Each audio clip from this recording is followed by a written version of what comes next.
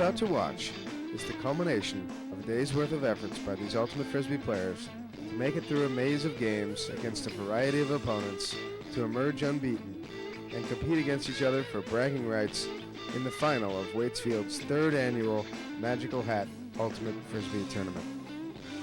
It would be remiss of me not to acknowledge the people that volunteered their time and effort to help make this tournament happen.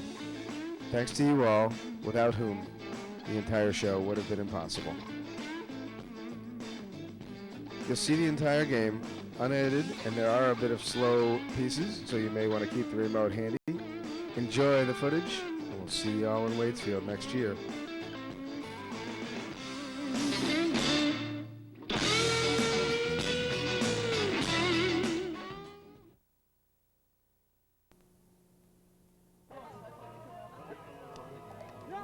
So welcome to the finals of the Magic Hat Tournament.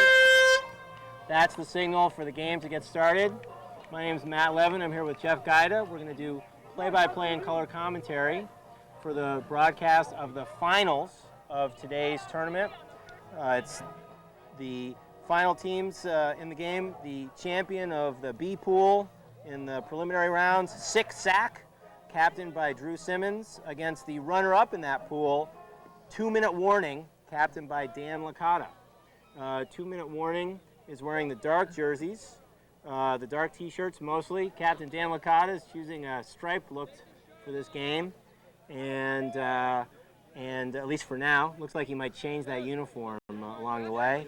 And in the white or light colored jerseys are Six Sack, captained again by Drew Simmons, who is second from the end there with the cap on. One thing you can be sure of, Matt, is ultimate players have a unique sense of style, if you may notice. Yes, especially at this point in the day. People have been playing for the whole day, starting play around 11 o'clock this morning. All the teams have played 3 or 4 games already, so we'll see a lot of tired folks, a lot of sweaty folks, but people are usually pretty pumped up for this final.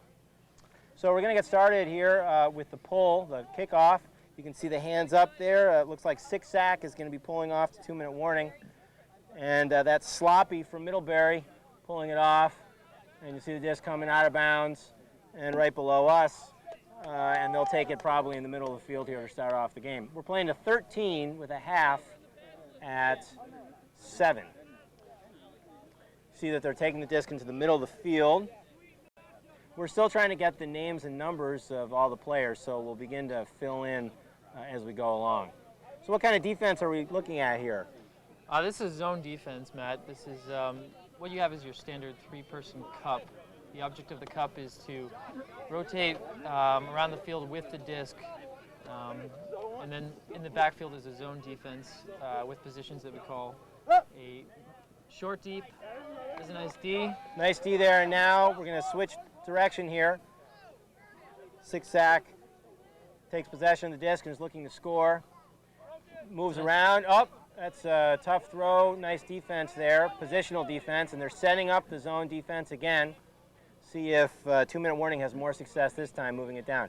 You want to try to have controlled throws here as opposed to risky throws, at least at the beginning, to get the possession rolling in a good way. The object of the game is, there we go. Nice defense by Drew, captain there. They tried to squeak that through the defense, and as you can see, they weren't successful. That's a tough throw, even under good conditions like this afternoon. Well, that's what makes the zone defense so successful, is you want to have them throw the most number of throws and hope for an error. So Sloppy's looking upfield, swings it around the side to Alex. Pick called. Now, a pick, for those of you who don't know, is it's just like you'd find in basketball or any other sport. Except it's illegal in Ultimate. Exactly. All right, so they're looking now to swing it around or maybe to the end zone. End zone shot, and nice layout. But is he in or out? He's in. Check. He looked like he was out. We'll see. In, out. It's based on the first point of contact after the catch is made, and he's leaving the disc there, which is usually an indication that he's out. Matt, I think this is a perfect example of how Ultimate works, and the self-governing concept of it is that we make our own calls. There's a system of checks and balances to make sure that those calls are in check. Right, so he makes that call himself, and now it's turned over to 2-minute warning. These points can go quite a few minutes here as the teams try to work the disc up and down the field. Again, everyone's tired. It's been a long day, so the level of play might be a little ragged. Nice D there by Sloppy coming up from the back of the defense, and he picks it right up and begins to move the disc down the field. A little give and go look, but it's not there. Swings it around towards the middle of the field. This six-sack team they've got a lot of height, so they're going to use that to their advantage. And that's way, way out the back. So again, looking for some rhythm here on both teams. Strong defense being displayed here by six-sack, but a little rusty or a little sketchy on the offense here. They did just play a game. Both of these teams just played a game that wrapped up within the last 15 minutes or half an hour. So we can see him bringing the disc up here. He's allowed to walk that up as slowly as he likes. He has to take it right on the cone there. He's asking the spectators to clear the line a little bit. Again, Ultimate is a self-regulated sport, so it's not surprising to see this kind of activity where the players just ask the spectators to help out and give everyone plenty of space. So now they're swinging the disc around. Not moving it well, though, getting stuck in the middle. He pushes it over the top to the wing, up to Eileen in the middle there. This is what you want to do is get the cup on the move. This is how you break down a zone. Nice work there now. They could bring it all the way around to the wide side if they do it quickly. Here it comes. And nice D! Wow, that's Ultimate at its finest there. Big acceleration, big individual effort. Moves it up to Sloppy, and he looks for Drew in the corner. But he doesn't take the pass. He's looking in the middle now. Good defense. Defense is clamping down. Short pass to Drew. Looks to the back of the end zone. Doesn't make the throw. You can see him looking around quickly. It's very crowded, though. Back to Sloppy again. He's looking for the end zone. Not a lot of movement. That stall's getting up there. That's right. Good swing to the middle. Around to the outside. High pass. And again, more defense. Really, really rough play on both sides with some strong individual efforts. And there's, again, more rough play. You know, sometimes that can be the best strategy when you're in a situation like that. Just go for the punt, rely on your defense. There's been a lot of defensive turnovers so far, so. It's true. You can see the field position game here works very much to 2-minute warnings benefit. They've been stuck down defending their own goal line, and now they push six-sack way down, and they maybe have a chance to get a turnover here and push it in themselves. Man-to-man defense or person-to-person defense here. Six-sack moving it nicely around and perhaps upfield. Looking for his various options. Squeezes it up the middle there. Again, they're forcing towards us. You can see the throws are generally coming up one side, but now it looks like they're trying to force the throws back around. Lots of room in the flat here. Throws it around, moving it up, and here comes the catch for the end zone. There it is. It's a hammer. And, oh, he bobbles it. Beautiful hammer, couldn't handle it. Maybe because he was close to the back line there, he might have been trying to make sure his feet were in. Yep. In Ultimate, the rule is it's the first point of contact after you catch the disc. So it's not 2 feet, doesn't even matter what piece of the body it is. Could be an elbow, could be a head. Once you grab the disc, whatever piece of your body is touching the ground first, that's the determinant whether you're in or out. The shadows could come into play here too today. It's true. The end zone. It's very bright sun here. It's been a wonderful day. You can see the spectators on the sidelines enjoying the end of the day. All these folks have played themselves over the course of the day. So here's six-sack setting up the zone defense again, looking to swing it around the outside. Often there are 3 handlers, 3 people moving the disc back there, but they've only got 2. We'll see if that gives them more options up the field. Now they've settled back into 3 handlers. No, just with the 2. Very clogged space here. Not a lot of options for them to look at. Six-sack is collapsing down, forces the throw to the outside, gives them some space, but the defense comes around and collapses. Again, a lot of collapsing on the defense. You can see talking amongst the players as they try to sort out where the options are, moving it up the field, up to the captain there, still in his splendid attire. He doesn't get to change until the point's over. You might even see a little bit of body parts there you might not expect to see in public. Let's just hope he doesn't jump again. Huh? That's right. He might lay out. That would be really unfortunate. He's close to the sideline there. That's I'm right. not sure if he's in. Oh, that's a hammer. Ooh. Oh. Not much to say about that. Slippery disc Besides, right there, yeah. you know. And so six-sack picks it up. Let's see if they have more success now. moving it upfield nicely. Some Nice flow, looking for continuation. You see just not a lot going on right now. You know, their stack really looks stagnant right now. They need to have some flow downfield. Cuts back to the disc. Oh, there's a oh, look at that. going for the mismatch there. That's right. You know, in those kinds of throws, a lot of times you'll see people, especially at this level in the finals, you'll see them make those catches, but not yet. I think both teams are still trying to find their rhythm here. It's a very long point, very long, even for ultimate standards. So you know, see, yeah, go ahead, Jeff. Yeah, I was going to say that in this situation, this is where you really rely on your experienced throwers in the zone offense. You want people that can place the disc through the gaps within the cup to the secondary people. That's right. As we see 2-minute warning trying to move the disc up, it's worth noting that this is a hat tournament, which means that the teams are chosen at random amongst the people who show up to play. So a lot of these folks have never played together or only played together occasionally. Throwing some flow here, some nice flow up the line. And keep getting the flow. Eileen's making some nice give and goes there. That's the second time she's done that. We'll see if they go back to her as the day continues. They move it around. This cup's really breaking down. Oh, look at that. Look at that. They've got the shot for the end zone. They don't take it. The cup is breaking down, but they're trying to get it back on. Back and forth throws make it hard for the defense to do its job. And there it is, the score, the first score. Finally, 1-0. It's a very long point. And we'll have some substitutions now, no doubt, on both teams. It's not a great way to start a game with a long point like that, but I guess it's a good way to work out the kinks. So it's true. We're playing to. Is it 13? This game is to? Did I say? I think it's 13. Yeah, maybe. You know, I'm not sure of that. Maybe 15. We've been setting the lengths of the games over the course of the day based on how much time we have before it gets dark. So I think we're going to play this game to 13 if we get there, which means the teams will continue to play scoring points. 1 point for catch in the end zone, and if one team gets to 7, then we have a halftime, and we have a brief intermission, and pick up the game again. Matt, this may be a good time to point out just a little bit more of the organization of Ultimate. There's 7 people on each team. On the field at any time, yep, right? Yep, on the field at any time. And basically the field is 120 yards long. The end zones are 25 yards long each, leaving 70 yards in between the end zones. And the whole field is 40 yards wide, so roughly the size of a football field. And the end zones are, again, it's a good to conceptualize it. It's really very similar to a football field. The dimensions are a little different, but that's really what it looks like. It's a little hard to see today because we don't have the lines chalked down, but you can see, if you look for those orange cones, you can see where the end zones are. And the players have been playing on these fields all day, so they're very comfortable with where the fields are. Here's the pull. See, nice big effort there. It's good float as it comes down. Not as long as sometimes you see pulls, but nice start anyway for them regardless. And it looks like they're doing a zone. No, it's person on here as Six-Sack begins to try to move it up the field. We'll try to mix some names in here so you know who some of these people are.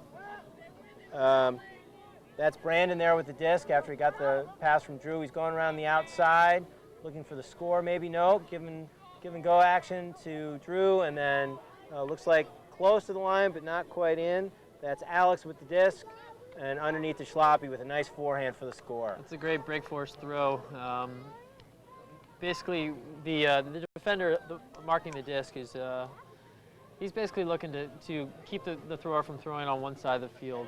The reason you do that is that you can actually split the field in half effectively for the defenders. Right. So that's now 1-1 is our score here, and that kind of flow is what we've been seeing over the course of the day, really from Six-Sack. So we expect to see a lot more of that as the day goes on. So we have a score of 1-1. 1-1. That's right, and again, these two teams were number 1 and number 2 in their pool in the earlier play. There were 2 pools of 7 teams each in the morning, early afternoon rounds. These two teams did not play each other, but they were both 3-0 in their preliminary games. So this is normal here in between points. There's often a couple minutes as each team gets itself organized. You can see some strategy discussion at both ends. And we'll be expecting a pull here any second now from Six-Sack.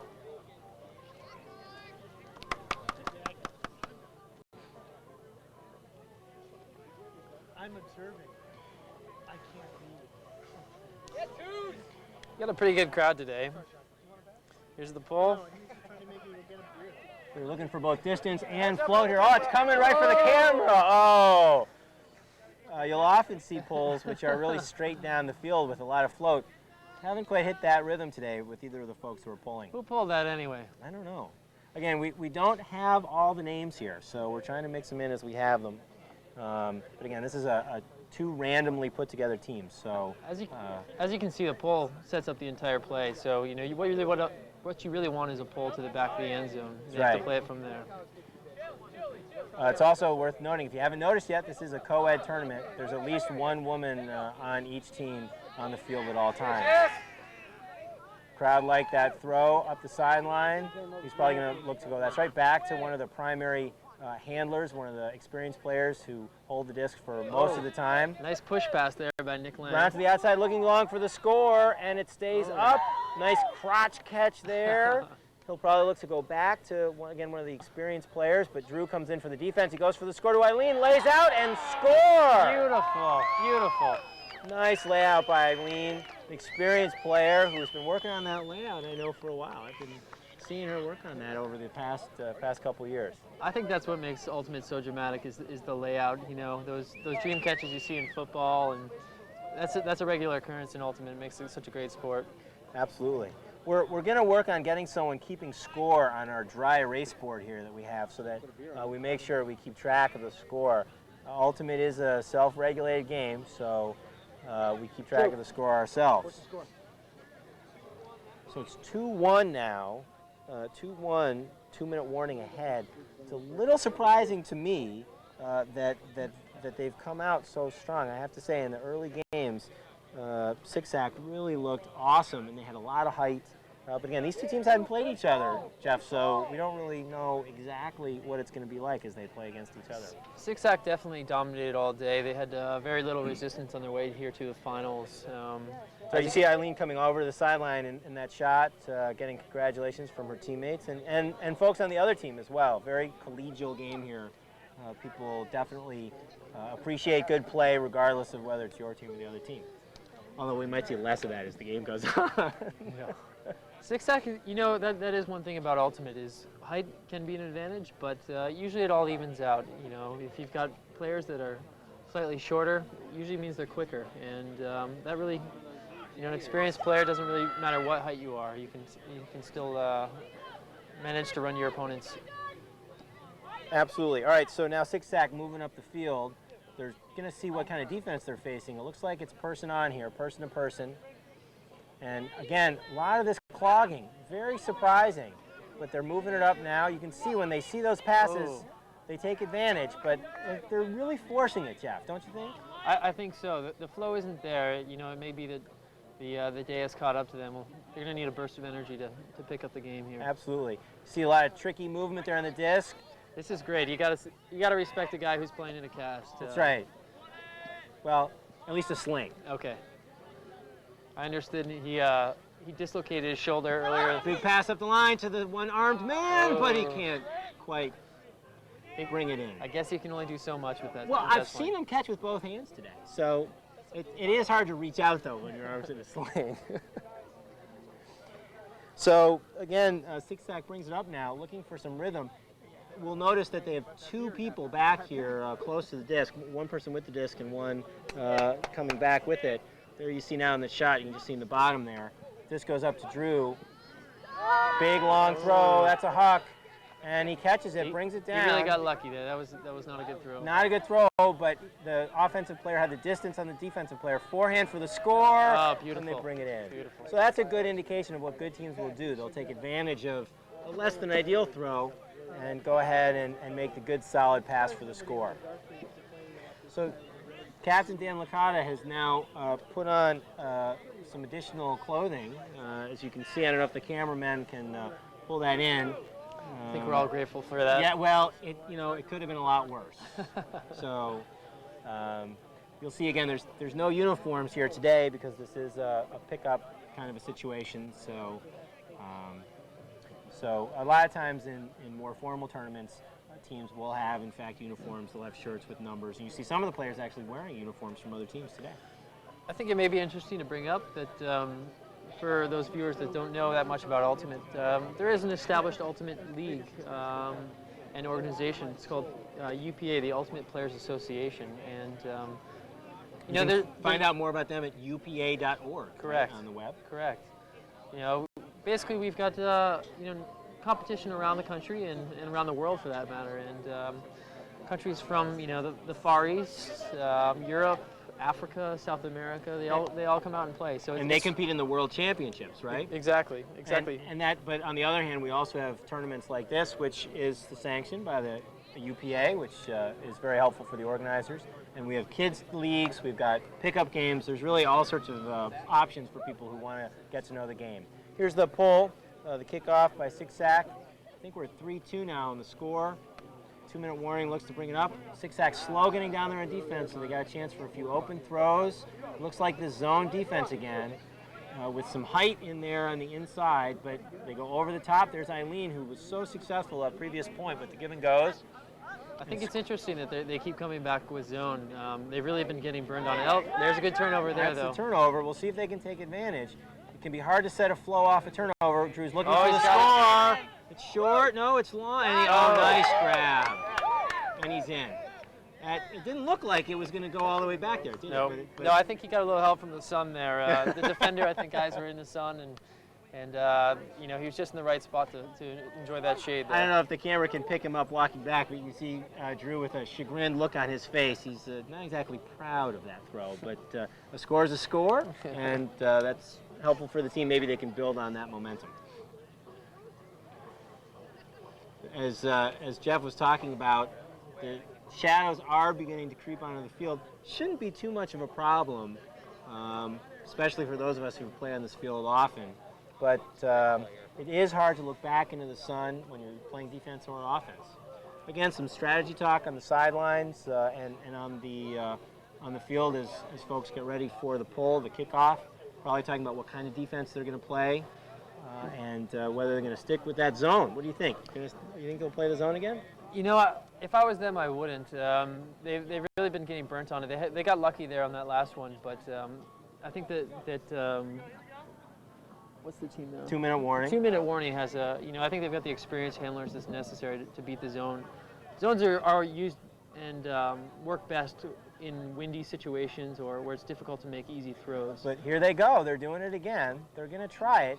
It's only 3-2, so it's still a close game. And it looks like they're going long. Drew's going back. Got some height there. And makes a nice play. Not the cleanest play, but he made the contact. You see Captain Dan there coming in for the garbage, but he didn't quite make the catch. Drew's looking to move it up. Oh, that's not a good throw. And you can see it's defense there over in the crowd. And they're going to set up the zone once again. They move it around. 2-minute warning moves it around. This is what you want. You want to move it around the outside. There's Eileen, who's worked so well before. She's still open. See if they get it to her. No, I think this shot here is great to show you the gaps that exist in the cup. You can really punch it through there. That's what we're looking to do.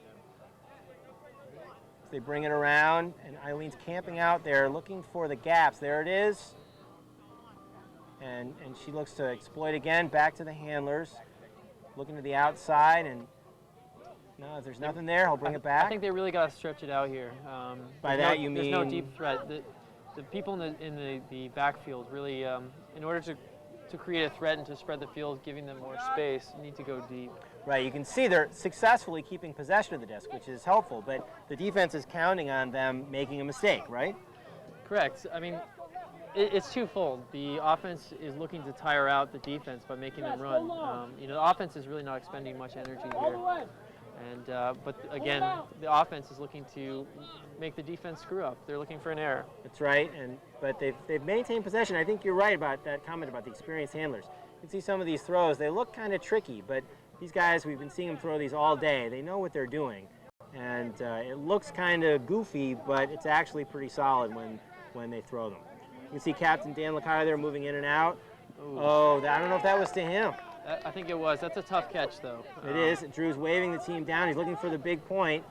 And once again, definitely less than ideal. Really lucked out there. I think we got that in the camera shot. He catches it, brings it around to the middle.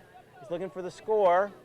on the outside, bullet throw, and nicely caught there for the score. Brenda catches that in the end zone for, I think that's the tying point. I think that makes it 3-3. Again, we're playing the 13 with a half at 7. What we just saw there really is consistent with what we've seen from Six Sacks game all day. That's right. That's more what we've been seeing. It's the huck game, and you know they're looking for the deep throws. 4-2. 4-2 Six Sack. Thank you, clarifying from the crowd. 4-2 Six Sack, and again, a less than perfect throw, but they take advantage and they punch it in. Right? It's, as with any sport, that's the kind of thing you're looking for, right? Right. In baseball, it doesn't matter if you get on by an error or a hit. The idea is you want to score the person once they get on base.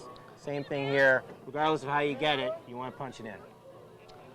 Now Six Sack, they're probably going to come back with the zone. I mean, at this point, I guess they think it's working for them, so they're going to stick with it. They haven't gained the turnovers they need, so perhaps it is the best solution for them right now. Well, you know, you stick with what's working, what you think is working on the field, right? They're not listening to us, so they're not asking us for advice. Although Even if though they could, were, we both played, right? We both have played the game. Yeah. Here we go. There's the pole, looking for the outside in, but oh dear. Ooh. Well, the question is, would that have come in if it hadn't hit the crowd? And there's disagreement. You can see the crowd, many of them with beverages in their hand, trying to be helpful. I don't think so. I mean, You don't think it would have come in? no. All right, well, it looks like the idea here is you take it from where it left the field of play, which, if they do that, you can see Drew sort of pleading for I don't know what, leniency? Papal disposition? I don't know what. That was not a very good pull. I don't think he's got much to argue here. Right. That really wasn't a great pull, but you know, I think that maybe they can pull out the D here. Let's see. They got a lot of height. 2-minute warning, has a short field to work with. Nice throw to the outside. Great give and go there. Ooh, little tap by Drew on the D, and oh, what a nice catch. And they punch it in. That's Look a at great that. rip down by Nick Lang. That's right. He pulls it down and goes for the finish. Little frustration on the part of the defense, but you know.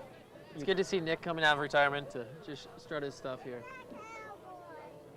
We have some younger fans playing on the TV stanchion, so if we're getting a little vibration here, we're going to try to get them to find another activity because that's going to make the TV image a little shaky.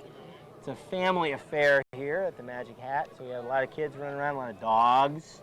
You may see in your shot. No, we're on a tight shot now, but tournament director Chris is running across the field to do some.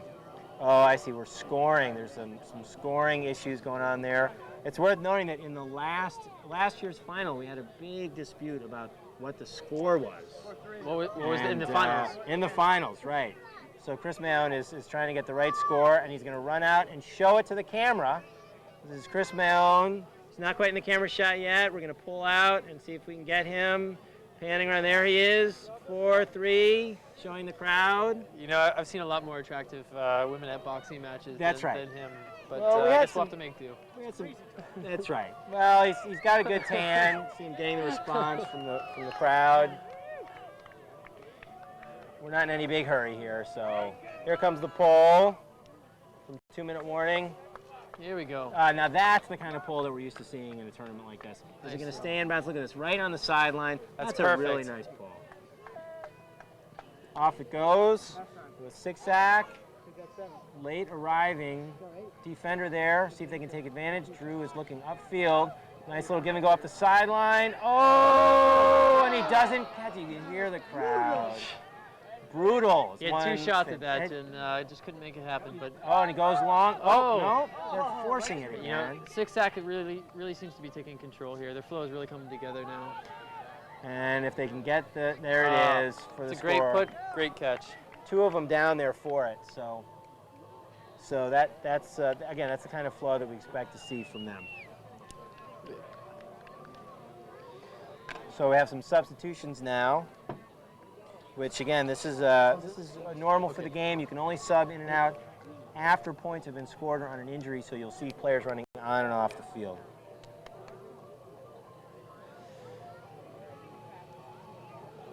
Well, you know, I can't say anything more than how beautiful a day it is today. You know, this has been a great break to the wet weather we've been having, but this is a typical Vermont autumn day. Just waiting for the leaves to change. And Well, let's not rush it, though. So it's a very even game so far, even though it's been a little ragged, but both teams have been ragged. We'll see if Six-Sack can take advantage of that big score and put it in. well, it's really interesting to see in these hat tournaments how teams come together. You know, everyone has a different style of playing. They're used to playing with different people, and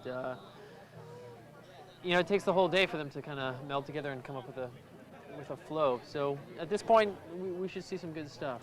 And it's a race at this point in the day between that coming together and the exhaustion, frankly. Again, these folks have been playing all day. You can see it on a lot of their faces. But Ultimate players are used to these kinds of days. Again, 3 or 4 games in the preliminary rounds and then 1 or 2 or sometimes even 3 games in the playoffs Matt, for the championship. For our viewers, I mean, how would you compare the amount of running that takes place in an Ultimate tournament versus, say, a soccer game? I think there's a lot more running in Ultimate than soccer myself, because you're playing both offense and defense. You'll see there's really not a lot of positioning here, even though, again, 3 players right now for 2-minute warning are handling the disc, are being close to the disc much of the time. But you'll see all the players are running up and down the field the whole time. Unlike soccer, which is a great sport, but you have positions there, and a lot of times people play one half of the field or the other. Here, none of that. You're running up and down the whole time. Right. The real skills here are needed. There is a great endurance and basically quickness and top speed. So see, 2-minute warning, moving it off the sideline, and nice bid. Great effort. And now any member of the other team can pick it up. So you see the teams moving up. He gets my vote for MVP, right? Yeah, well, the crowd certainly appreciates it. So right on the sideline here, you can see it from our shot right below our TV stanchion, around, outside. Oh! Not sure if the camera could pick that up, but the throw went right up the sideline, dropped in right between 2 defenders, but the offensive player could not quite pick it up. Well, it'll be interesting to see what 2-minute warning can come together here. This is really a pivotal point in the first half. They've got to get it together here, get some points on the board. I would agree. It's still a tight game, but it doesn't feel like the momentum's going their way.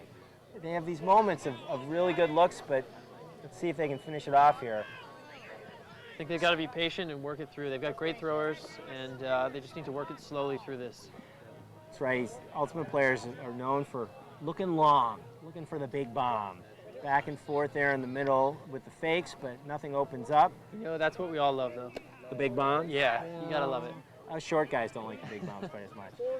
You can hear Drew calling the stall count. You have 10 seconds to get rid of the disc. He's pressuring very hard, forcing the disc towards up. That's a break throw around to the other side. Now there's some time, but no movement. No movement. It's almost, they're playing a 1-3-3 here, which means that there's a single person chasing the disc. Which is Drew, the tall fellow here. Correct. And then there's a 3-person wall. They basically take on whoever's cutting to the disc, followed by some defenders handling the deeper cuts. So Eileen, once again, gets to the back. She's been very good with her placement today. Really one of the only players who consistently has been getting open. But now, again, let's see if they can punch it in. There's someone open on the far side. And, can't connect. That's unfortunate. We'll see what happens if this really crushes them or if they can get it back on the D. It's good mark here. And short throw, moving it up the sideline. I think this is a matter of exhaustion fitting in right now. You know, you're running up and down the field so many times. Your hands are sweaty. You just, at this point, you just want the point to end. And here's a crazy throw down the line. Into the spectator. Never came in bounds. Never came in bounds. So it's going to be their disc way off up the line there. So now they've got a chance. 2-minute warning has the chance to punch it in. You got to be aware in this sport while spectating. You never know when a frisbee's going to come your way. All right, so here's the disc, and they call it timeout. Oh, that's a great move. I think that's a great move, too. Yeah. You got 1 timeout a half. You know, their players do look pretty fatigued right now. They just need to take a break, catch their breath, come up with a plan as to how they're going to punch it in. You can't substitute here, right? But you can take some time. You see players bringing water out to the field, other players come to the sideline. We have a shot of the people who are not in the play right now, enjoying. What is she doing over there? Is she peeling an orange? It's a little hard to tell. There's a lot of food on the sidelines. We have some vendors selling some food. People generally enjoying the sun. I think this would be a great time to thank Kingsbury for letting us use their fields here. That's right. They let us use the fields throughout the summer.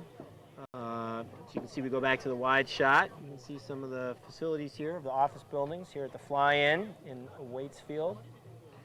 And they're coming up with their strategies here. What do you think they're going to set up? I think they're going to isolate someone. Whether, it may be really what you want to do at this point is get off the line. You may want to isolate someone going for the end zone, but the defense is going to react to that. They're going to have someone waiting for them to go up the line. So really, I think your best point or your best option at this point is to dump it, get it off the line, swing it around, and start over. So it's a lot like basketball, where you see the strategies at the timeouts as the teams set up plays and then try to react to them. There's no fouling, although we do have fouling in Ultimate, but it's not quite like basketball where you can make a foul and force the other team to set up again. But you'll see Six-Sack will be talking amongst themselves off camera. You can't see them, but they're having a similar kind of huddle to talk about what they want to do. We can see from our shot, looks like they're planning a trap, which is, why don't you explain quickly what a trap is? A trap is really where you want to keep the team from getting off the line. You want to force them to either throw it up the field. Off the sideline, right? When Correct. You say line, you mean sideline. Off the sideline. You want to force them to throw it up the sideline, and therefore your defenders are expecting that.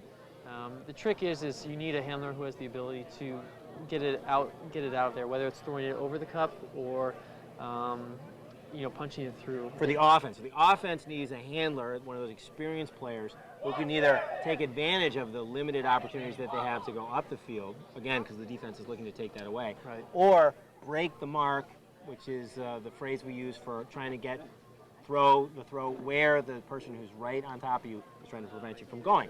So in this case, they're going to have a tall player, easy for Six-Sack. They have so many tall players on this squad.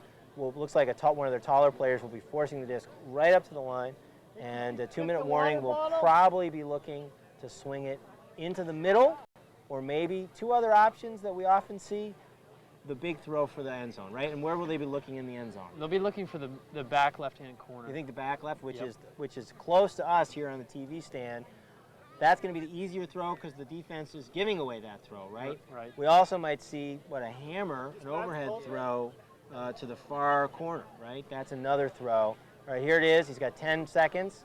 He's looking for the back corner. There it is, There Jeff. it is. Jeff, just like you call it. There you go. Beautiful Perfect. play. Perfect. Well executed. And for morale, that's huge, right?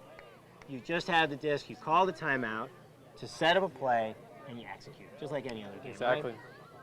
You can see they're trying to be upbeat. Everyone's pretty tired, but they're congratulating each other there.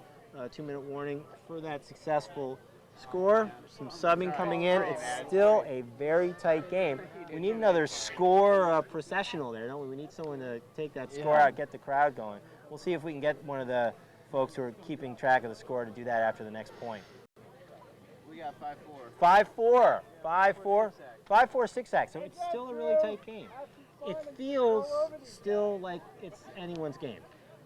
Maybe I think it is. Six-Sack has a little bit of an advantage. I think Six-Sack, we're working two different strategies here. Six-Sack obviously has the distinct advantage of height.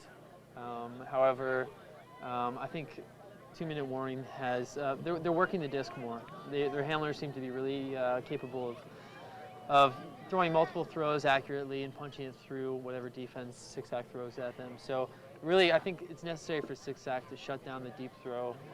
But this is more the kind of play that we'd expect. After that rough first point, we're seeing the teams able to convert and punch it in when they have a chance. In a final of a tournament, you expect teams at this point to be able to do that, right? So that's a little bit more what we would expect. Yeah, I would agree. I mean, granted, this is a hat tournament, which means again that they haven't played with each other before. These are the top level teams here in the tournament, so they're going to be able to punch that in. See the pull come down. It's a nice pull, a little short though. Short, but it's on the line, which is good, but only if the defense gets there. Defense doesn't get, and there it is, right up. Oh, it looks like we've got an injury on the field. This is the one example of why picks are illegal in Ultimate. Not necessarily that this was caused by a pick, but Actually, I think it was. Okay. I did hear someone say pick. So. okay, it's in basketball and such, you have to imagine that you're jogging or you're not moving at the speed here that you are here. Here you're sprinting at full speed. Just because no the field, protective gear. but the field's so much bigger. Exactly. Right, and it is a lot like basketball, but with the large field, you get more speed. It hurts in basketball. Correct. But you can imagine how much more it would hurt if you're running full speed. Right. So this is just a courtesy timeout here, basically, to make sure everyone's okay. Captain Dan, again in that white striped shirt, gets up, and Drew picks up the disc and continues to play now. It's a 6-second. Oh, bad turnover. We'll see now. Right here, think about it. 2-minute warning punches it in. It's an even game, and a lot of momentum for them. They're keeping Six-Sack on their toes. Oh, ooh. So pick called, which in this sport, what happens? Basically, as a pick's called, the disc is returned to the thrower. You see him starting the game again by a tap on the ground. Give and go. Oh, that's sloppy. Getting a little anxious there. You gotta have patience in this sport. You've got 10 seconds to throw the disc, and sometimes people get a little over anxious and just want to get rid of it. So patience here. Oh, is that a foul or was it clean? You're not really allowed to touch the other person when they're trying to throw it, right? So you're allowed a disc space from the thrower. So that's a foul that's been called there by the offensive player. It goes back to him, and the play resumes. Now we should state here that the thrower is allowed. It's very similar to basketball. You're allowed a pivot foot, and you can use that to get around the. That's a perfect example right there, to get around the defender. Good fakes as he moves it up the sideline. Drew now looking to bring it back to the middle. And I don't know what I call that. I think this is people getting tired trying to. Hey, this is a family sport. This is a family sport. Well, everyone's a little silly at this time. I think those two know each other, so we'll just trust that. Let's just say they go a long way back. They do. They go a long way back. And I think Drew's wife also knows sloppy, so I think. Okay. So if this were a regulation tournament, I think that would just be a play on.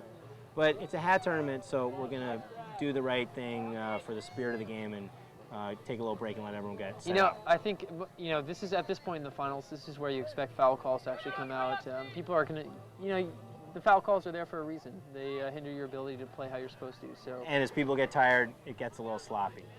Speaking of sloppy, he goes for the score. Oh, I don't think he controlled that inbounds. No, I think he was discussion there. And good effort, though. Good effort. And he's going to put it on the ground again. That's the general signal for out of bounds. But again, 2-minute warning starting at their end line. They've been losing the field position game. Right.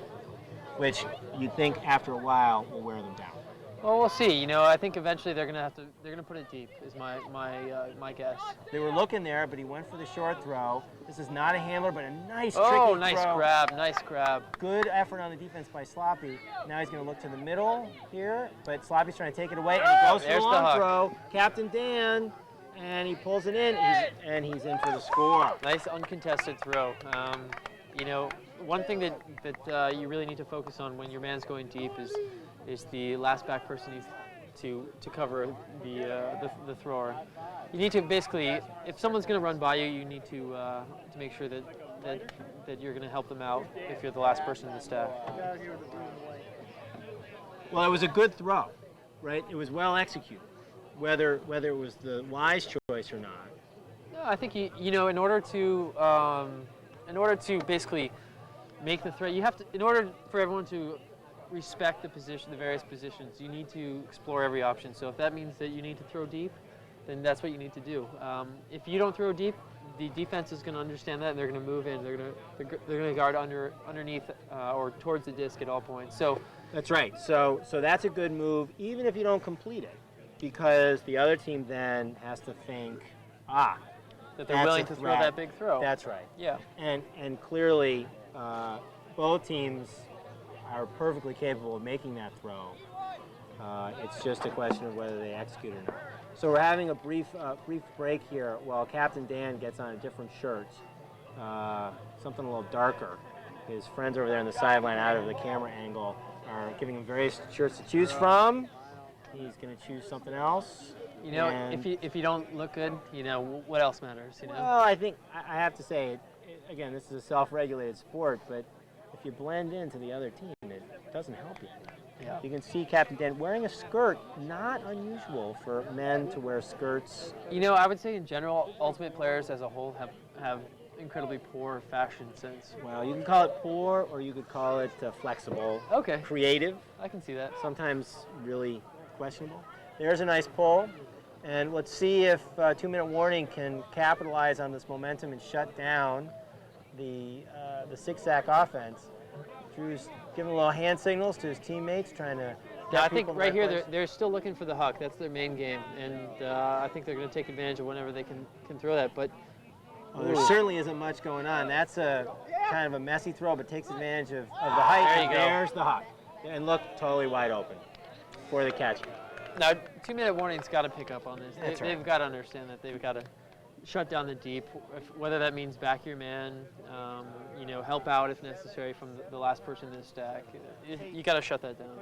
And that's one of those situations where it's a teamwork kind of thing. You see six-sack congratulating each other there for that successful throw and catch. But you need the teamwork, right? This is a team game, and you'd expect someone yelling that someone's gone long and someone's got to drop back, and we don't see that. This is a hat tournament, so you Right. might not expect it, right? I think that's where it comes down to. You know, what it comes down to is that, you know, these people, they've played together for, what, 4 games so far today? Here's our score. Our score there. Let's it see if we is, can get that in the 6-5. camera shot. And you can hear the crowd cheering. That's the wrong side there, gentlemen, on the camera, but that's all right. We saw the score before. Here she comes, coming around. Trying to get her back here so you can see Here she it. goes. There it is, 6-5. Not very. We thank her for her effort, though. That's right. Not very technically advanced, but hell, we're not a technically advanced sport. Here's the pull. And as you can hear Sloppy saying, it's out of bounds again. You know, it's interesting because I know usually these taller guys, they have quite long arms, so they can, you know, they're the ones who can throw the big poles, and that really sets the field. But now here we can see, as you see in your camera shot, a lot of milling around. That's what's happening. There's a lot of milling around. They're gonna take what's called a brick. Since the pole went out of bounds, you get to take it in the middle of the field, 10 yards up. And that means that, on the one hand, the defense gets to set up, but the offense gets to set up too. Generally, again, this is not what you want on defense. It can be a good strategy if you're tired and you've got a complex defense to set up, but I don't think that's the case. And there's the hawk. Not a big surprise. Again, if it's not completed, but it looks like he's in bounds right Yeah. on the side there. He's in, That was a good read by Nick Lang. looking for the finish, and they're in the back. Oh, look at that height. You can see the height on your camera. You see those 3 players there. It's a in well-placed, white. well-placed hammer, but couldn't convert to a score. And it's hard to catch it with all that height. So you can see now, Sloppy's looking upfield, trying to make the connection there, and does so to Brenda, who's now looking to swing it around to the outside, Oh. and it's up in the air, but down. They've got a Not man perfect deep. throw. Eileen's going for the score, and makes the score, and the crowd goes wild. Sloppy gave a great effort, but, you know, too little, too late. We got to give it to the one-armed man. He's our fugitive on the field. That's right, here. the fugitive on the field. Eileen was the one who threw for that score, right? Was that her throw? Correct. So- Correct. So not a perfect throw, but good enough, right? Which in ultimate is often how Yeah. it goes. Yeah. You know, I think it's interesting because the Frisbee has such a unique flight compared to any other sport, you know, that you can, there is that chance of second chances, there is that opportunity for, you know, misreading a disc. It's you know, Garbage. exactly, exactly, thank you, that's perfect. But you know, it's definitely the case that when you look at this compared to, say, football, the football, well, great quarterbacks obviously can do incredible things with the football. There are limits to what they can do in terms of arcs, in terms of angles. when you see a frisbee thrown, might not be picked up all the time with our cameras today because we really only have one angle. But what you'll see is a lot of different angles of the disc flight, a lot of different types of throws. You can make even S's with the throws. You can get the disc to a lot of places if you know how to make the throw. Yeah, there's throws right side up, upside down. And those you are name it. intentional. Correct. Here's another pull, and once again, it's out of bounds. One of the most surprising things, that the pulls are just not landing in. I think that's a sign of fatigue. You know, as the day goes on, Yep. people are, they're out here to have fun, and they're just giving it their best shot. And it's been a long day in the hot sun, and it's starting to catch up to them. So starting from the middle of the field, you can see the stack there, the offensive players set up to get the disc moving. It's a good cut to the disc. Good cut out into the flat, but no motion. Not much here. Comes in for the catch though. That looks good, but not a lot of follow up. Brenda's working hard, covered by Eileen. Pops it up the line, and he's looking long, and there it is. That's a hammer to the height in the back, and he just can't track it down. You see his frustration there. Maybe should have been able to see it, but that's a hard read. That's one of the throws that we're talking about, upside down. The real benefit of a hammer, which is it's basically a forehand throw. You use your forefingers to flick the disc, but you do it such that it's above your head, almost like a tennis serve. That's right, it is like a tennis serve. So basically what the real benefits of theirs is it's going to drop down more rapidly than one that was right side up. And it goes over as well, so it has the benefit of getting over the defense. So 2-minute warning brings it up here. Again, we have to think that if they can make a good score, that's going to help them with momentum. A low throw. He's frustrated with himself. He knows he should have gotten it over the top. And Six-Sack doesn't take advantage of a quick, fast break. They set up. I think that's wise at this point. They don't want to throw it away here. They want to value the disc. We are getting close to halftime. Give and go, and in for the score. I think he's in. An extra throw needed, but they get the score. It's really important to be aware of where you are. I've seen it many times where someone catches it in the inbounds and throws it again for a turnover, and that is a turnover if you do that. If you catch it in the end zone, but don't declare yourself as having scored, again, self-referee game. If you then throw it, and you throw it out of bounds, or it's not a catch, it's a turnover, and unfortunately, you lose the disc. So more subbing going on here, people coming in and out. Looks like we're going to go to 2 women now in each team on the field. In these co-ed tournaments, each point can be a different combination. Typically, in these situations, the offense defines the co-ed mix, meaning how many the team women is receiving the pull in this case. Correct. Right. So, looks like it's going to be 5-2, and again, it's still a tight game. No one's broken out. Right? No one's really broken free of the other side at all. No, and to be honest, I don't think it's a matter of anyone excelling. It's really the turnovers. There's been turnovers on both sides, and it's really who's capitalizing on those turnovers. We've seen some good play, but no one really getting any kind of rhythm. You can see the players as we go down the line. They look tired. They look tired, and it's not a surprise. See if this pole can stay in. No one's really gotten pumped up yet either.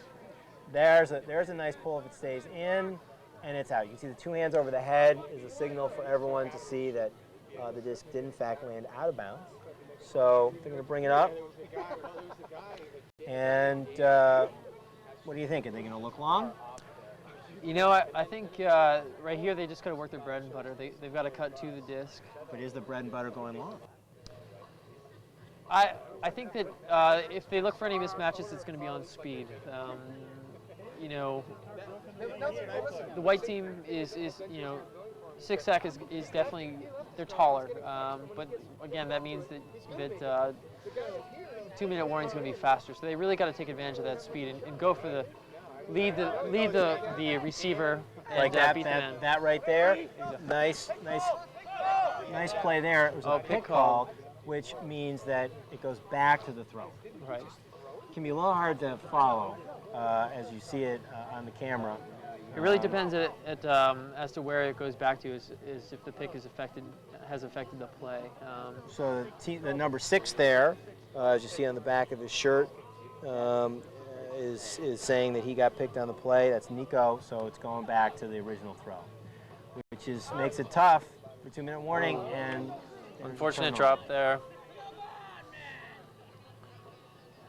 One See if thing Sixac can capitalize. Oh, there we go.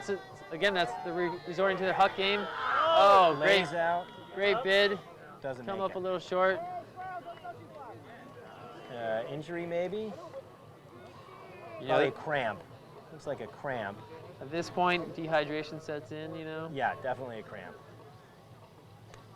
I'm noticing, I don't know if you can tell from the camera, that we're starting to get in the shadows here on the camera tower. It's not warm. Yeah. And we'll see if that has an impact as the shadows creep more and more across the field. I think with the sun on the low horizon, it'll soon tuck behind the hills here, but that really comes into play as to where visibility is, which way you force.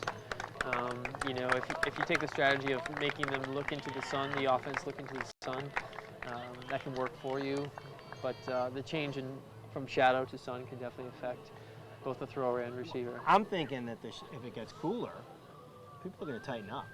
People have been playing for a long time, and it's definitely cooler here in the shade. So now we'll have a restart.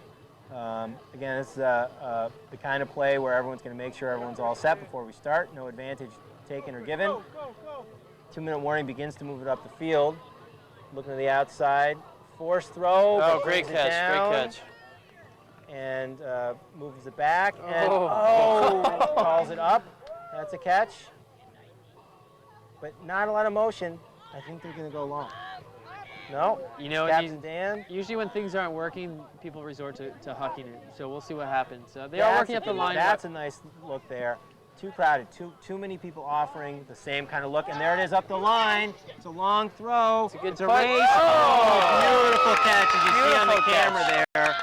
Brought it in. Really nice catch in traffic. Oh, looks like he's injured. Looks like both of them might be hurt there. You can hear him. He's obviously in some agony there. The question is it a cramp, ankle? It looks like he's cramping up. They seem to be stretching his calf. I didn't see any twisting. It's hard to tell from where we are. Clearly. Usually, at this point in the day, these players have run up and down the field how many times. They're drinking fluids, but it's tough to stay hydrated. So you're going to see muscle cramps. You can see they're trying to stretch it out. I hear some of the folks who are standing there saying it's definitely a cramp. Yeah. Apparently, a pretty painful one. All you can do is get the assistance of someone else, stretch it out, go on the sideline, drink some water. That was a great catch, though. He was good concentration. Definitely Good concentration there, huh? Yep. That's a big part of the game. You got to get up, and you got to stay focused on the disc. It was really good to see him sky someone, like a foot taller than him, so that's good. Well, you're tall. I'm short. You guys at home can't see that because you haven't seen us yet. But I'm short. I like those spots when the short guy goes up and pulls it down amongst the taller defenders. See him getting up now. It's a great catch. It is a great catch, and he'll get some applause from the sideline. Again, they bring it back. They punch it in for the score. No momentum, right? No momentum for either side. In case you were wondering if the play-by-play was hit with a blurry on the camera, my commentators are right up here. Well, We're going to fix them right up. you can see tournament director Chris Malin bringing some beverages for the commentators here. We're having fun too, right? Well, I didn't play today. You played today, right? I didn't play today. You did. I did. I played 4 games. We didn't do as well as we hoped, but we had a good time. You had a good It's time. going to be a Yeah. close game. Met some good folks, and it was a great time to be out in the sun. What is our score, tournament director I think Chris? it's 7-7. 7-7. It couldn't Sevens. be obviously any tighter, and we're playing to 15. I've been told. So that means the next point will be half, right? Next point is going to be halftime, That's a definite, huge mental advantage to take it to the half. just like any other sport, right? I mean, ultimate really is just like any sport. Exactly. It's there's strategy involved. Again with these hat tournaments, it's tough to organize on such a short time period. A But little less strategy, but still Right. emotionally, scoring the point that takes you to halftime, just like kicking the field goal as the time expires in football or anything. exactly. So you can see that on the far side there, Six Sack is waiting for the pull. And the disc is coming down. Again, drifting off to that right-hand side, and Drew's going to let it go out. You Two know, hands over, indicating he's Have going we to the have we middle. had a pull inbounds yet? Not to that end. I don't think we have to that end, and it might be some wind. You'd think that people would figure that they need to make an adjustment, but it hasn't happened yet. So he's coming up that 10-yard brick, and we'll see. Nice stack, it's called. You see the players all on the line, and we'll see if they give themselves space to be able to make some throws, which they've been having trouble with. I think 2-minute warning has been having some more success with that. That's a catch. Another close catch. Coach, he won't let you get a word in edgewise, so. And now they're moving it to the outside. Oh. That's exhaustion, eh? I think so. There, really, you could tell he wanted to get there, but he just didn't have it, and he better get back on D. That's right. His person's wide open in the back, but coming back in. So we'll see now. This would be a big advantage for a 2-minute warning if they can punch this in. Captain Dan is looking for the long pass, but conservative play here. This is what we're looking for. You move the disc a lot. You're keeping the defense on their toes. You get everyone involved. Right, exactly. And you're tiring out the defense right now. This is good flow. Stuck a little bit, but He's got to really look for a dump. or look at that. It just looks like they see- wanted a little more right now. There's some discussion about whether Debate he's if he's in. Again, he's calling himself ins, and so that's halftime right That's there. halftime. 8-7. So we'll have a brief break. I think for folks here in the fields, they'll see tournament director Chris Mayon. I think he might be giving out some awards, or is that afterwards? I guess the awards are afterwards. He's been collecting nominations for various silly awards that we give out at the party afterwards. Yeah, I think we like to identify those who exemplify the ultimate spirit. The spirit of the game, which is really the most important thing that governs the sport. We have a pretty big rule book, but as I recall, last time I read it anyway, the last rule is, the most important rule is spirit of the game. Yep. Yeah. So we're gonna have a brief intermission in the filming here as the players retreat to the sidelines, get some water, talk about strategy. We'll probably have some sideline shots that we fill in here in between, and we'll come back live for the second half. At least live on tape for the second half.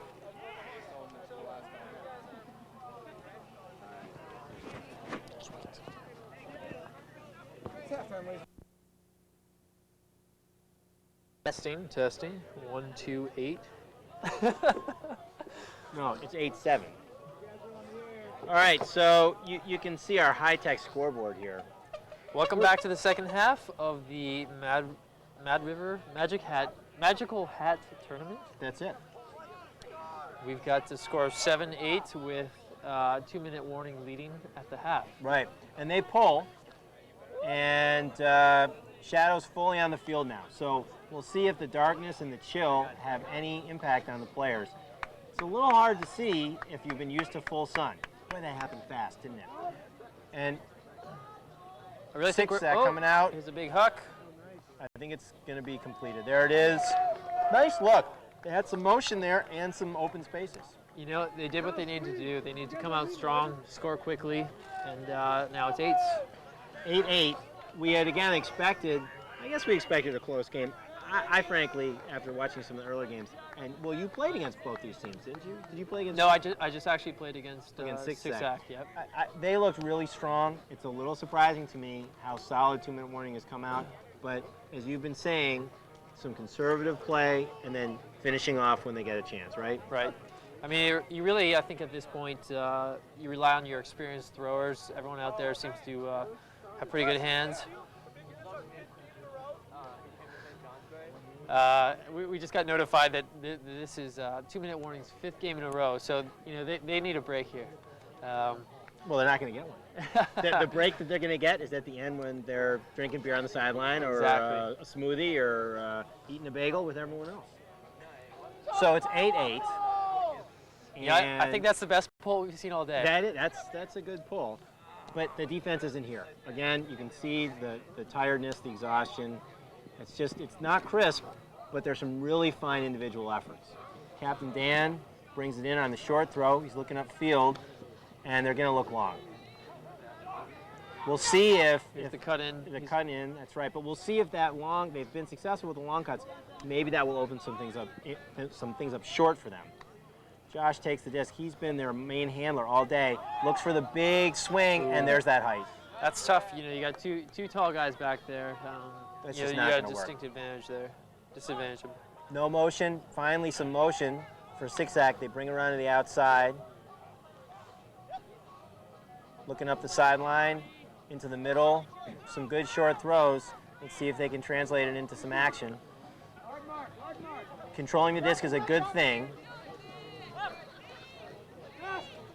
He's looking long.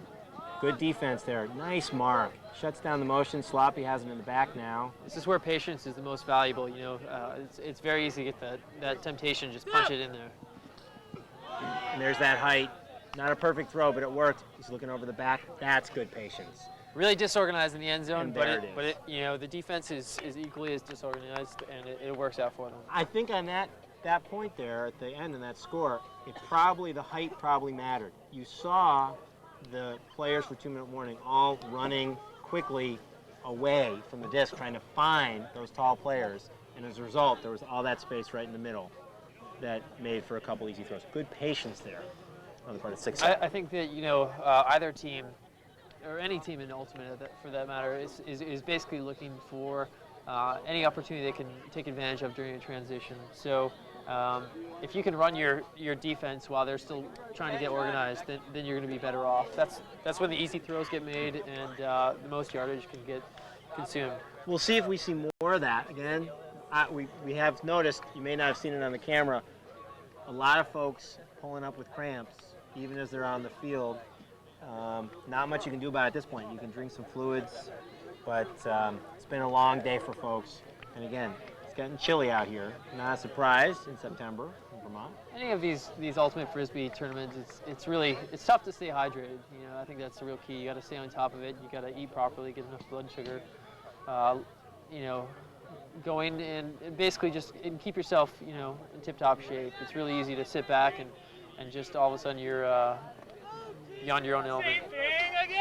Big pull by Sloppy. Oh, wow, that's way out. One thing that's worth noting with these teams, again, these are randomly selected teams that were put together just for today's tournament. It's often the case in these tournaments, when you get to this point in the day, even though it's randomly selected and every team has both more experienced and less experienced players, most of the people out here on this team have a pretty fair amount of experience. Yeah, I would agree. They're pretty solid. So it's really great. You get a lot of different ages, people from all over, you know, northern New England. And oh, here's a big throw. Big throw to Eileen. No surprise. She pulls it down. And patience, she's right on the line. I don't know if you can see it on the camera, but she's right on the line. There's the swing to Captain Dan, the dump. Another dump. Good patience. Boy, if they get this one in, it's going to be really big for them. Oh, look at that. He should have had it maybe. And Drew's looking for the huck. Ooh. It's an aggressive position there on the mark. And they're moving it up. This is that kind of big gaining throws that you might expect. Big There's a throw to big the huck. outside. Nice Oh. speed. Nice speed to get there. He's right on the line. You see how he really leads the thrower with that throw, hoping they can catch up to it. And they're over the There's top. easy score. They're over the top for an easy score. Although, I got to tell you, that was not the most reliable throw. No, Well, that high release over the top. Yep. Right? Yep. I think, you know, really, if there's an open space, you can just let it go.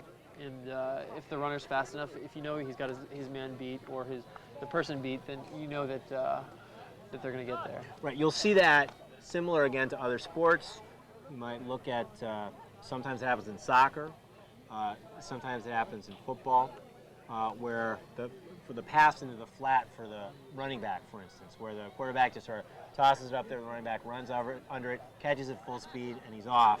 Similar in Ultimate, you can't run with it, but you're looking to throw the disc into an open space where the player can accelerate and catch the disc. Yeah, in Ultimate, you have two basic cuts, and one is what we call a German, and which is basically the thrower leads. So the thrower throws to a space, the runner catches up to the disc. The other one is a cutter-led throw, which means the cutter cuts and the thrower throws to where it'll, interact with the receiver. So. And you'll see the players talking to each other, asking for different things, pointing with their hands as to what they want, either as a cutter or as a thrower. A little give and go maybe. There it is, up the line. Big gain Great. there. Beautiful play. That's really what you're going to look for. You look for that, and you have the easy throw upfield. So it's a great move. Eileen's working hard, gets it in the middle there from Captain Dan. She looks for the safe throw and gets it outside. There it is for the score. Beautiful play. That's a classic ultimate. That's the bread and butter play of any team. It's the dump swing. You dump it back to a handler behind you. They swing it to someone on the other side of the field, and that motion, right, opens up the field. Exactly. So, and you could see the players know what's happening, right? They can see what's coming, so they make the cuts to the spaces, predicting that the passes are going to be made, right? So as soon as Eileen looks for that dump, the other players are going to start making their cuts to the end zone, predicting that the throw is going to get out there, and then they can make the throw. So we stand at 10-9, 6-sack versus 2 minutes. That's right. 6-sack had a stat. Was that the first two-point lead? I think maybe it was. And then, in fact, they had scored 3 in a row, right? Because it was 8-7 at half. They score 3 in a row to go 10-8, but 2-minute warning comes back with the score. 10-9. Again, we're playing the 15, and we've got a little bit of a ways to go. But this is, again, we've said it so often, it looks like a turning point. It gets to be cliche. But you wonder, if 2-minute warning scores here, then it's back to a tie game. If 6-sack comes back and punches it in, they reestablish that 2-point lead. It's sort of like a break in tennis, right? They've got the break. If they can hold it, then they can win. I think the general thought in ultimate is that the offense is expected to score. Therefore, if you again, you're right. It's like tennis. If you do get a D, then it's an opportunity to break. Right. So a short pull here. Boy, really short pulls. And again, slow getting down on defense. So 6-sack gets a chance to set up and get some motion. They're moving the disc really well, keeping the D, on their toes. Oh. It's a tough throw right into the middle of the defense, and looks for the long throw, but pulls it back. Makes the smart throw to the swing. Absolutely, and motion to follow it up. That's the key. The smart throw ultimate, and motion. any throw, any completion is a good completion. You have to remember that. Well, that's true. You can hear a pick called just out of your camera shot. You can see there. You can't quite see it actually in your camera shot, just out of the camera. If the camera can pull back a little bit, we'll be able to see more of the field. 8. Nice catch, nice throw to Eileen. Moves it up the sideline, and just not enough mustard on that. Right near the cone, though, maybe she was going for the score, got a little greedy. I think the defense was in perfect position for that. They were expecting the throw and made the D. So you got your tight shot here, so you can't see the whole field, but you can see they're moving it up. Here's the big huck. Oh, there it is. Is he going to catch it? Running under it. And that's a great huck. And he's looking to see if he's in bounds. Not quite in the end zone yet. He's in bounds, but not in the end zone. And the outside throw. Unfortunate. Wow. Easy throw. Wow. Drop in the end zone.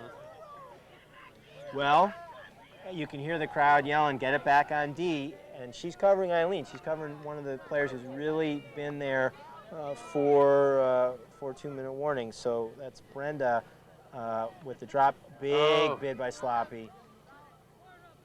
And he's calling the foul there, I think, because he couldn't just get right up and throw, right? So right, I think that it affected his ability to throw the disc, and also we are limited to 10 seconds to throw the disc in ultimate frisbee. So moving it up the line smartly.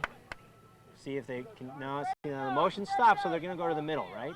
I think they need to dump it, get off that line, and open up the whole other side of the field. And now he's right in the middle. Josh is. And he takes the safe throw. He's working hard. Boy, is he working hard. You can see him right in the center of your screen there, 47. Doesn't get the disc, but his motion creates space for other players. Takes the safe throw. Oh, no, not the safe throw. It's a turnover. Someone's really got to drop here. There's an open huck. Oh. And look at that. A little too much mustard on it. And you can see frustration on the part of the cutter who has ran all the way down the field, and maybe you can hear it on the camera on the sidelines there. The sidelines are getting on the thrower there. You know, not a good choice. I think that's one of the greatest things about Frisbee is that, you know, your peers are watching you on the sideline, so they kind of keep you in check. They or encourage you to screw up, right? Or, you know, they're here to enjoy the show, and whatever that means. So you know, you can. want a big show. Yeah. yeah, we're hearing from the sideline. They want a big show.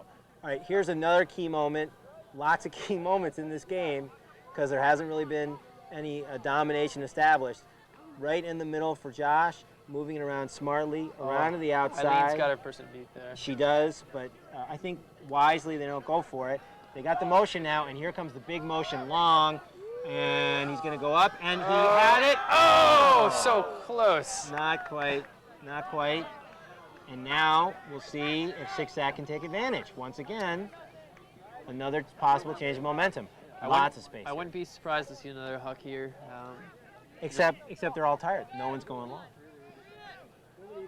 But they're moving it up. Look at this. There's no defense because they've just been moving it up too quickly, taking advantage of the breaks. Oh, great grab, great grab. Nice layout by Drew, and he calls a timeout. I think it's a wise decision. You know, both teams are really pretty tired right now. They're allotted 2 timeouts per game in this format. So you can see as we continue to pan over, a number of players leaning over, you know, grabbing their shorts, trying to get some breath. A lot of people breathing deep. This has been a long point, huh? You know, this has been a long game. You know, none of these points have been very clean, whether it's for the part of the defense or the offense. But, you know, with this many turnovers, you're expending that much more energy. And these teams maybe have 12, 14 people on them, so it's at most. So you're talking maybe 5 to 7 subs. Right. So again, 7 people on the field at any time, and if there are 12 people on a team, obviously 5 people there on the sidelines. So we have some entertainment here during the timeout. You missed the catches by this dog who's been working hard in its own right, entertaining the crowd. I think here's Chris Mayone with the score. Still 10-9. Long point. And we'll see now, again, if they have the break, right? Six-Sack does. And if they punch it in, it'll be 11-9. That's going to be a lot. That's going to even 2 points, I think. That's a big lead at this point. You know, I think that's the most I've seen Chris run on an ultimate field. Well, at least today. Chris is known for his spirited but not always high-speed play. No, he's a great runner. Oh, I know. We're just giving him a hard time. All right, let's see what they can do. They took the timeout here. Looks like they're setting up angle stack off towards the back of the side of the end zone. You can see the front of the stack there coming over to the thrower. There it is. Drew's got it. He's looking for the score in the corner, using the height, and there it is. Quick throw, taking advantage of their height. Now, I would have to assume that that's a called play. You know, the timeout. That's usually what a good team does. Is they, you know, figure out who they want to isolate, and then also have a bailout plan. So I would have to assume that was decided to isolate Sloppy there. And it's pretty easy, especially when you have that height. An experienced player can make a throw like that, just sort of drop it in, and let the receiver just chase it down. Speaking of chasing it down, we have our canine contingent here. Score. Oh, that's right. Yeah. It's like watching the Zamboni. You know. It's a little bit like watching the Zamboni. Well, let's see. So it's 11-9. Game to 15. Running? You know, I think 2-minute warning really has, or 2-minute warning here really has to. I think they really got to do something here. You know, to be honest, I think that they look like they're kind of dragging their feet. Would you do something different? Would you try? One of the things that they could do, they could punt, which is they could go for the long throw right off the bat and try to set up a tight defense. I think, you know, your best strategy here, I would think, is to really focus on the in cuts. You know, the Huck game, obviously you're going to be battling one-on-one. It's going to be in isolation against a much taller team. So the in cuts are working for you. You just got to, you know, value the disc, make sure you execute well, and just work it down the field. They've done a great job of that so far today, but they just need to continue with that. And again, we're just talking one break, right? I mean, right. It's not like they shouldn't be panicking. and some good movement, and then they'll look for the long throw. And that defense, that strong backside defense by Sixsack, not a surprise that he brings that down. I feel that 2-minute warning, the way that they're going to beat that deep cut is with speed, and the way that Sixsack is playing the deep is that they're backing the man. They're just basically sitting out there and poaching, which is just kind of cherry picking out in the back. So look for not a floater of a throw, but rather a hard, zippy throw. Right. So now Sixsack has done some good possession work here and moved it up from their own end zone. Back and forth here, it's gone. A number of different players involved. And here comes some cuts in, but not a lot of action. And then they go for the long cut. I not saw a surprise. Oh. Nice D. Nice D. Shorter player gets position, and Drew couldn't quite reach over the top. You can see he's shaking his head. Maybe he thought he could have played a little differently. I think, when it comes to this point, everyone's tired. The huck is the easy score, but I think you have to resist that temptation and really work out the fundamentals of working it down the field. More times you throw it away, the more times you have to run. So, but there it is again, the long throw, and Eileen brings it in. She's got an easy throw for the throw, but good defense. Great point block by Brenda. That was excellent. Maybe making up a little bit for some of her frustration Good before. display of spirit of the game right there between Brenda and Eileen. That's right. Well, Eileen knew she was beat.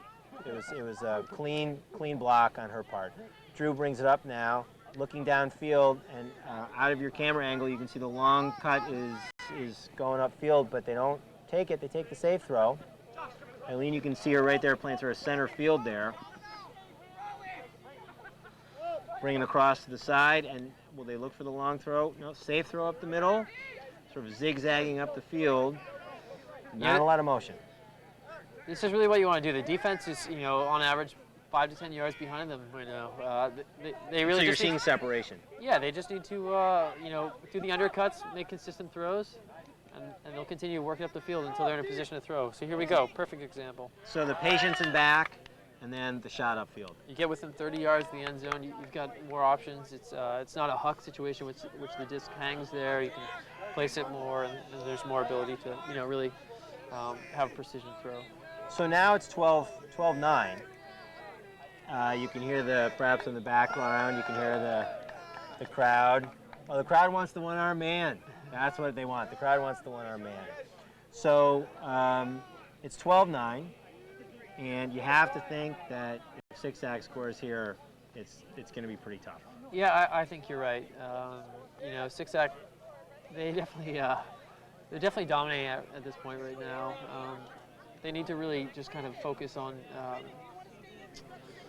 making some good Ds here. They'll turn it, and if they can score here, I think that the game is over. But they've had a good blend of patient offense and long throws when some opportunities were there, and some good backside defense when 2-minute warning tried their long game. The height came into play, and they were able to make some defensive plays. It's a good combination. Well, I think they have an advantage with their height. Typically at this point in the day, the hucks really prevail. People are tired. They want to minimize the amount of running and throwing that they're doing. They're looking for the easy score. These guys have the height, so they have the advantage of doing that, getting the big huck, pulling it down, and going for the quick score. Nice recovery there of a less than perfect throw, but it was in a good spot. Get some flow going. Not surprising here to see this kind of execution. We'll see if they can punch it in. Some good motion there. Oh, and that's the kind of stuff they're doing that's going to make it hard for them to recover. We'll see what they can do here, Got 2-minute warning. You're allowed to walk up like this. There's no time limit in terms of having to run up to take the disc. So Sloppy walks up nice and slow, lets his team get set, breaks it around to the outside. Now they've got the whole sideline to work with. Ooh. A little too strong. Yeah, that's a gift. That's a gift for Dark. They're really looking to take advantage of that. And tough throw, great catch. And now he's looking up the line. Here. Oh, that's a beautiful throw, but that height. That's just too much height on the backside there. Just need a little bit more on it. But look at this motion. I think Sixsack may be feeling a little energized. This is little faster running than we've seen in a while. A little recovery on the less than perfect throw, bring it around, and I bet he's going to look long. There it is. Beautiful throw, inside out to the height. Great. That's a perfect throw. It is. That's a great look, you know, to the far corner. Now that's forehand. That's an inside-out forehand is what we call that, right? Right. So explain to folks what that means when you throw that kind of throw. Basically, you're looking for the, it's a forehand, which means it's, you're flicking the disc with your four fingers. You're throwing it on the right-hand side of your body. For right-handed players, it's on the right-hand Yeah. side. The disc is angled away from your body so that you throw it and it curves from left to right.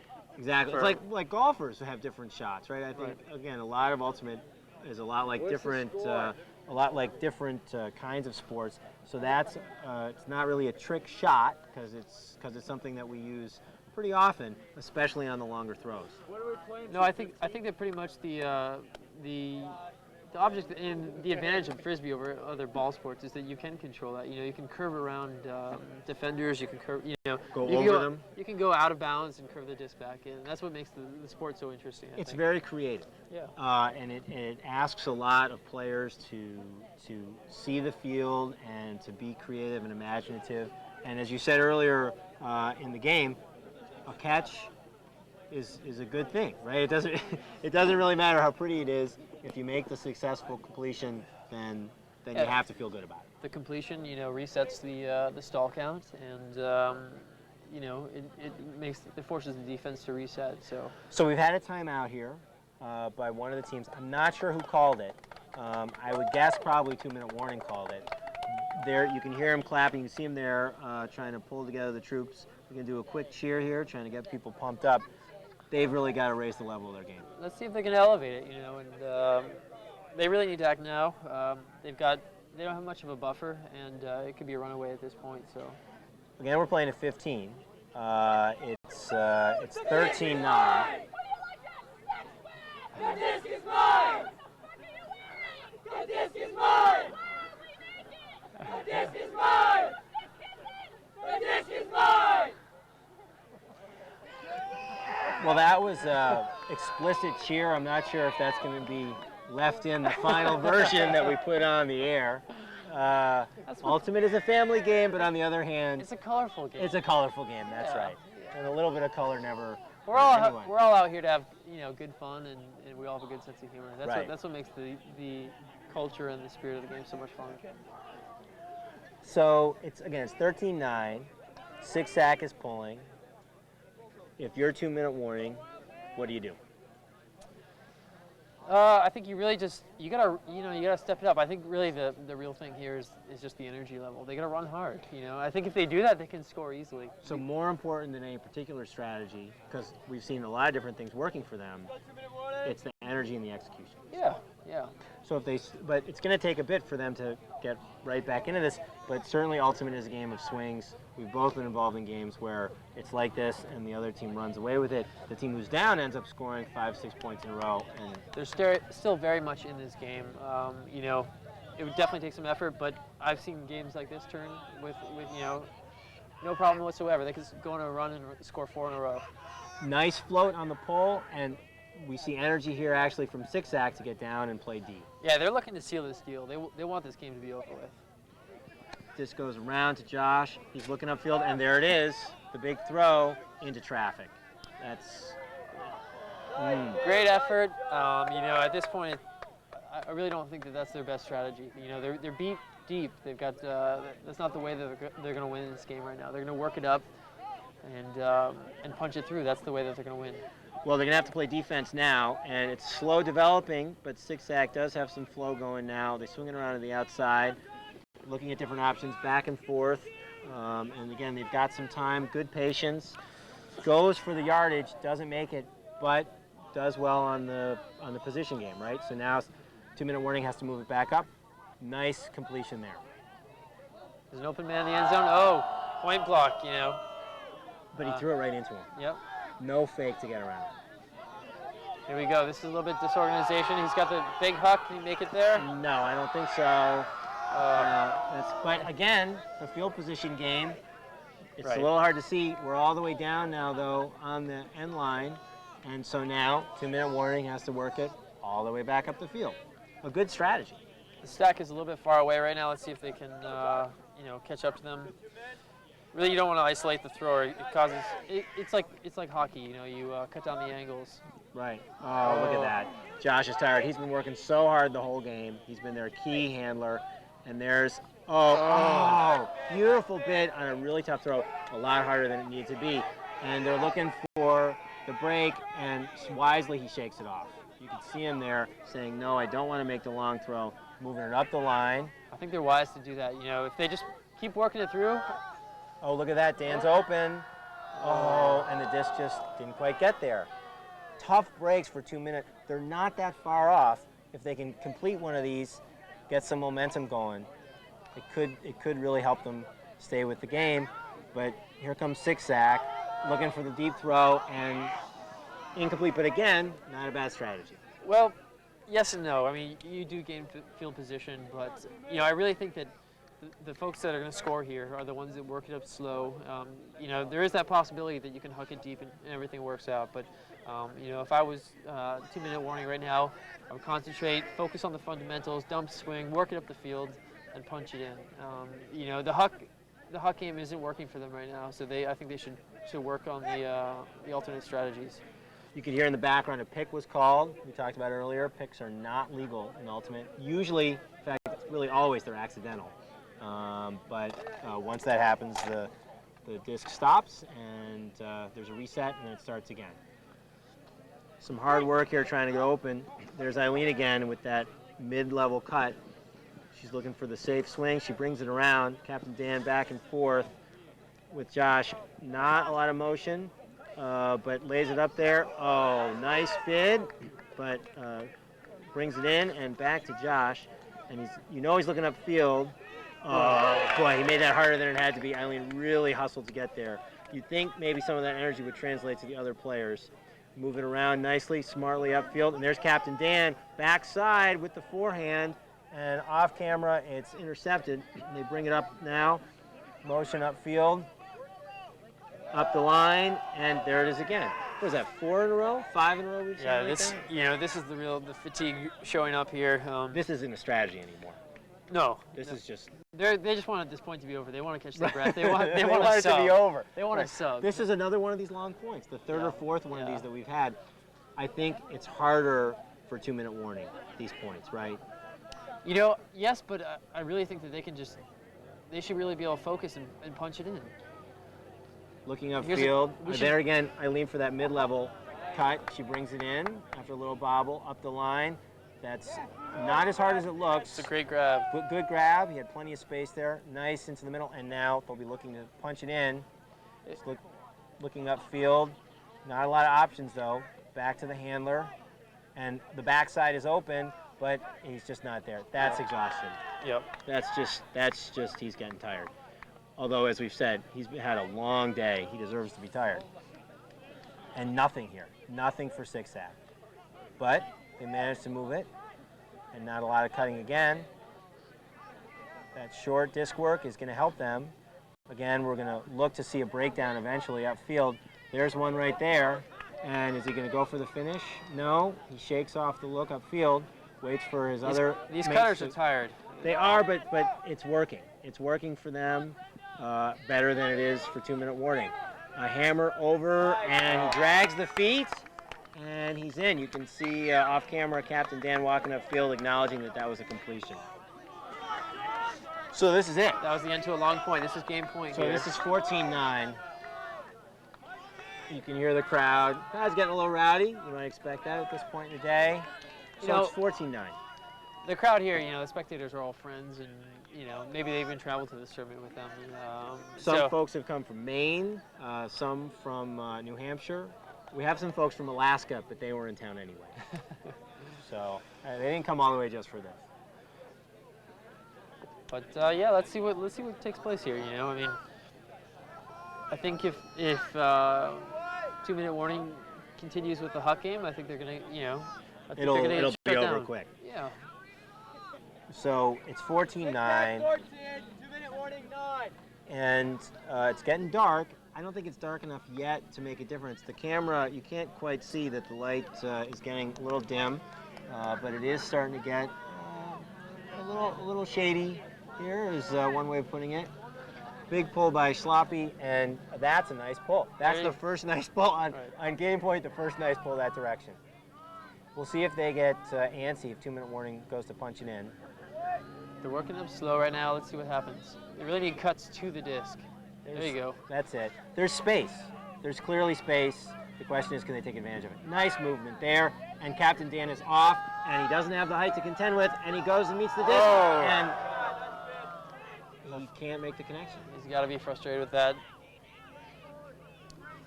Well, so do you get greedy? Do you go for it all right here? I can Or see. do you work up? You know, We would say sitting here, work it up, but if you're on the field, they want this. They want this game to be over. They're all tired. You know, maybe work it to the center, a big huck. Let's see if someone goes deep. well, so far they're working it. Not a lot of deep options. Off camera, you can't see it, but most of the game is right in the middle. Nice grab. Nice grab, and a cramp. A cramp. Oh boy, that's gotta hurt. Nice spirit there. You know, why Helping out the opponent. why did we put ourselves through this agony? Well, because it's fun. Yeah. Because after you finish cramping up, Then you rehydrate. you rehydrate. That's right. And you have so many options for rehydrating. The key to a good ultimate tournament is to you know, dance the cramps off, dance the soreness off the night, and then Sunday morning you're fresh to play again So on 3 hours sleep. right. So we're gonna have a substitution here, an injury substitution. In this case, the both teams get a chance to substitute one person. So it doesn't look like they're taking advantage of it though. 2-minute warning. I don't think that's gonna be an answer for them. They just got to grit this out. So play starts again. They're about 30 yards from the end zone. Nice movement up the field to Brenda, right up the middle, and the crowd there we wants go. the hammer, and they get it. And that's it. 15-9. 15-9. The championship goes to Six Sack. Great game by both teams. Good spirit, good game. I think in the end, this is probably the kind of result that we would have expected. 2-minute warning kept it tight between exhaustion and size, the height, and just not having quite as much offensive firepower.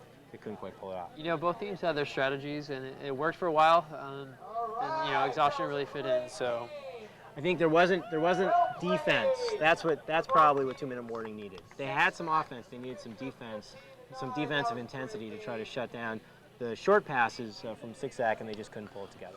So that's the end of a fantastic day here at the Fly-In in Waitsfield. And we want to thank you all for watching the championship game of the 2004 Magical Hat Tournament here in Waitsfield. My name's Matt Levin. Jeff Gaida. We're very happy to be able to bring this to you. Thanks to the community access folks for shooting the game for us. And remember, you can always find more information about Ultimate at upa.org or at, is it Vermont Ultimate or VT Ultimate? I think VT. VTUltimate.org is the state's Ultimate website, and you can find more information about where games are in your area. So thanks again for watching. Have a good night.